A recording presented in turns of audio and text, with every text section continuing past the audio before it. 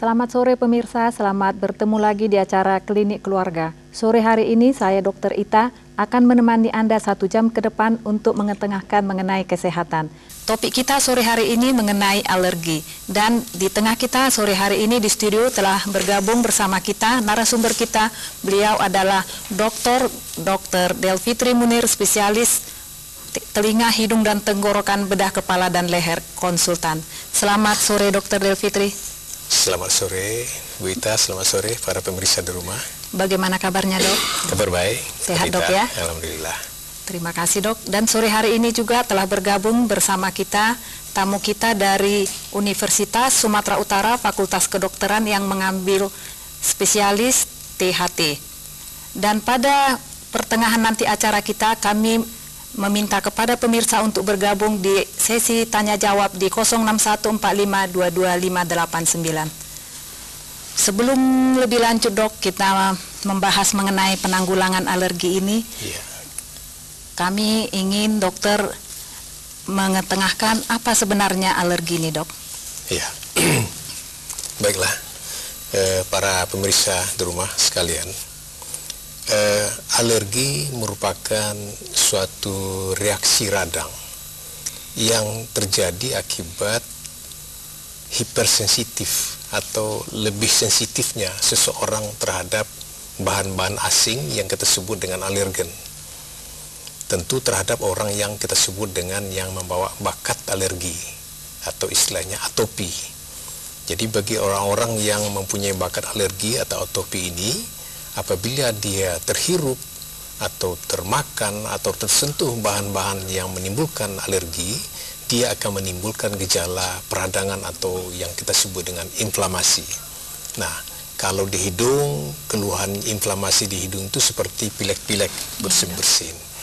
Kalau di kulit, gatal, ya, seperti biduran.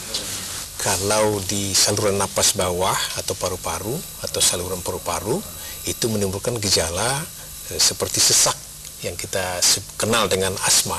Ya, jadi ini merupakan reaksi peradangan yang dipicu oleh alergen. Nah, hanya orang-orang yang mempunyai bakat alergi saja atau orang-orang yang mempunyai bakat atopi saja yang menimbulkan gejala seperti itu. Orang-orang yang tidak ada bakat atopi tidak akan menimbulkan gejala seperti itu kalau seandainya dia termakan atau terhirup bahan-bahan alergen itu. Oleh sebab itu memang orang-orang yang atopi ini biasanya itu diturunkan ya dari orang tua langsung ke anak ya. Kalau orang tua, salah satu orang tua yang menderita alergi, biasanya 30% dari anaknya juga akan menderita alergi. Tetapi kalau kedua orang tuanya menderita alergi, itu biasanya 60% anaknya akan menderita alergi. Jadi alergi ini memang penyakit bawaan ya, gennya sudah diturunkan ke anaknya. Oke dokter, tadi mengatakan gejala-gejala dari alergi itu di hidung bisa seperti pilek-pilek, bersin-bersin dok, dan di tangan. Apakah bisa gejala itu datang bersamaan dok? Dia pilek-pilek dan di tangannya juga timbul gatal-gatal seperti selama ini yang dokter ketahui, bagaimana dok? Yang kita sebut dengan menderita tentu kalau sudah ada gejala ya. Jadi kalau memang si bayi itu mempunyai bakat membawa gen alergi, dia lahir sudah membawa gen alergi, kapan munculnya alergi? Kadang-kadang itu beberapa hari, beberapa minggu sudah nampak gejala. Tapi kadang-kadang umur-umur sekian tahun baru nampak gejala. Kadang-kadang pada masa anak-anak tidak ada gejala, nanti masa muda ada gejala. Kadang-kadang justru masa tua baru muncul gejala seperti asma, dan jadi ini tidak bisa kita ramalkan dan belum terungkap kapan dia muncul gitu. Tapi bahwa dia membawa gen alergi itu sudah pasti. Kira-kira pemicunya sampai sekarang belum diketahui dok.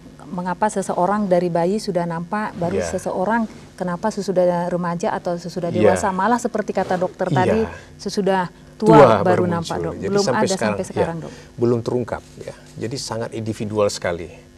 Itu ada pada orang-orang tertentu, waktu anak-anak muncul dia asmanya, nanti waktu dia dewasa muda hilang. Nanti umur tua 50 nanti muncul lagi seperti itu. Ada yang tidak pernah anak-anak waktu tua saja. Ada yang masa anak-anak saja, kemudian muda sampai tua tidak pernah lagi gitu. Jadi memang perjalanan alergi ini sangat bervariasi dan sangat individu sekali sifatnya. Individu sekali sifatnya, Dok, ya. Apa yang membuat dokter tertarik mengenai alergi ini sehingga dokter mengetengahkan topiknya saat ini mengenai alergi, Dok? Ya.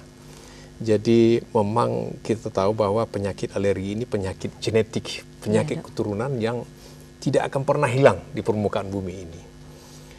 Kalau sekarang dari penelitian-penelitiannya ada, ya, 23-25% dari penduduk dunia ini menderita alergi.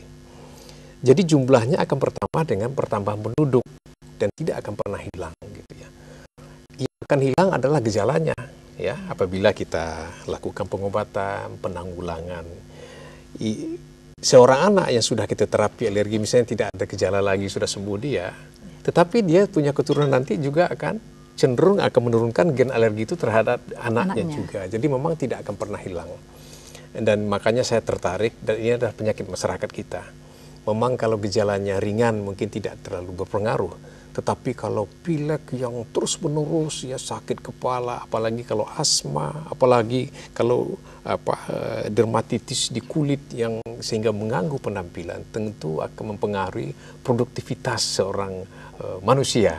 Sehingga memang sekarang perlu kita perhatikan masyarakat kita yang menderita alergi ini untuk ditanggulangi secara sebaik-baiknya. Apakah ada gejala-gejala untuk tren masa kini, Dok, dari dia penyakit infeksi dahulunya di Indonesia sekarang mulai cenderung menjadi ke penyakit alergi, Dok? Jadi secara umum kan penyakit kita ini memang dipengaruhi pertama oleh genetik, ya. Yang kedua oleh gizi, ya. Jadi memang terutama pada negara-negara yang berkembang seperti kita ini, penyakit-penyakit yang disebabkan oleh kekurangan gizi tentu ada hubungan sekali dengan infeksi, ya. Nah, sekarang kita trennya sudah mulai berubah, ya. Gizi masyarakat kita sudah mulai membaik sehingga penyakit-penyakit infeksi ini sudah mulai diimbangi, dikalahkan oleh penyakit-penyakit genetik lain. Gitu. Ini secara umum dari data-data yang kita punya. Infeksi sudah mulai berkurang, ya. Taraf kehidupan sudah mulai membaik, ya. Gizi anak-anak kita sudah membaik sehingga daya tahan tubuhnya cukup bagus. Nah, sekarang mulai muncul penyakit genetik yang memang tidak bisa kita hindarkan karena memang itu diturunkan dari orang tua kita. Dan juga kembali, ya, penyakit tumor, ya, ini juga mulai nampak mulai jumlahnya bertambah. Ini sehubungan dengan pertama genetik juga, ya, tumor ada juga genetik. Kemudian selanjutnya ini lingkungan kita. Lingkungan kita sudah mulai tidak bagus lagi untuk kesehatan manusia sehingga sering lingkungan itu memicu kanker sehingga jumlah tumor ganas sekarang sudah mulai nampak muncul, ya, agak tinggi jumlahnya di Indonesia ini.